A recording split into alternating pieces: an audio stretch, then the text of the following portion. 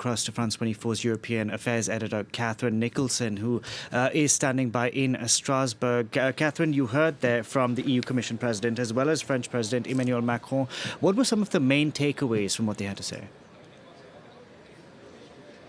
I think one of the first things that underlined all of the speeches that we've heard today, and even just visually looking at the people sitting in the session there, was the presence of Ukraine, not an EU member state, not even a candidate country at this point for EU membership. But we saw plenty of people who are present today wearing little pin badges with the Ukrainian flag or Ukrainian colours. Some people decked out fully in the colours of the Ukrainian flag, and mentions of Ukraine in every single major speech there, both in the context of how the war in Ukraine, Russia's invasion of Ukraine, has focused European minds on the need for Europe to reform itself and to be prepared for this and other challenges that may present themselves in the future, and also in the context, as you were just discussing there, of potential membership of the European Union for Ukraine.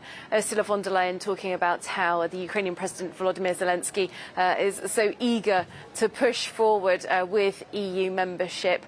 But Emmanuel Macron there in his quite long speech saying to him, Ukraine is already a member of the European family, and being very frank about something which is indeed a reality, the fact that European accession for any country, let alone a country that's in an active war, is a long process. We've seen that, we've got several countries currently in the accession process, and they have been for several years, and they're expecting to be in that for several more years. But certainly Ukraine really the background to every speech happening here today, with European minds thinking about the future of democracy in Europe and how that's being challenged by Russia at this point in Ukraine. Catherine, I asked our previous guest this actually because something Emmanuel Macron suggested was lowering standards to get Ukraine to the EU faster. Is this something that you think the majority of EU states have an appetite for?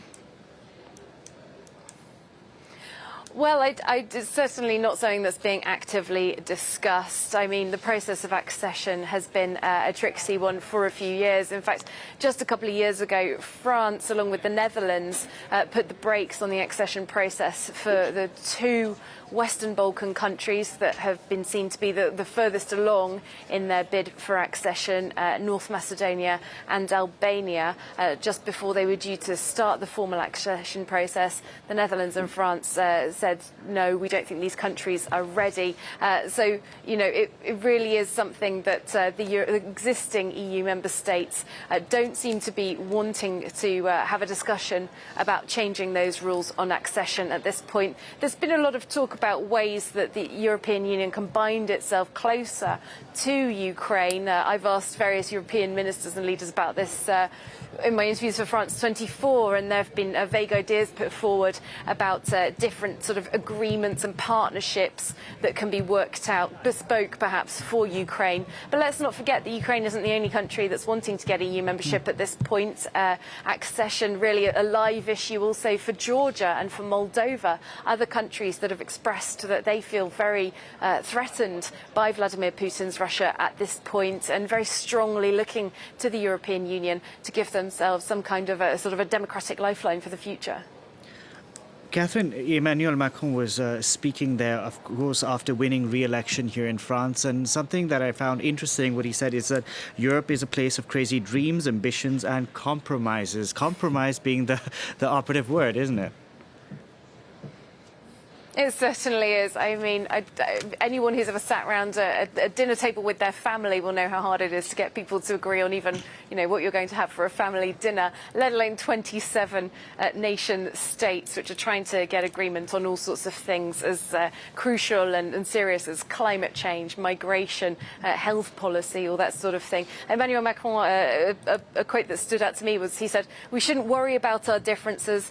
They're what have always driven Europe." But of course those differences can hold the European Union up. I think it's one of the big things that seems to be coming out of this citizens' consultation, in fact, a frustration for a lot of citizens that there seems to be quite a lot of talking in all these different European institutions, but they don't seem to be seeing quite enough change, or not as quickly as they want to see that. So the citizens putting forward some concrete proposals, including changing the way that decisions are made at the European Council. That's the body that brings together the heads of state and government of the EU 27, so at those EU summits that we attend. They want to make it that there are some decisions that are currently made by compulsory unanimity. They want that unanimity rule to be done away with, so there could be a sort of qualified majority, get certain foreign policy decisions, for example, made a bit more quickly.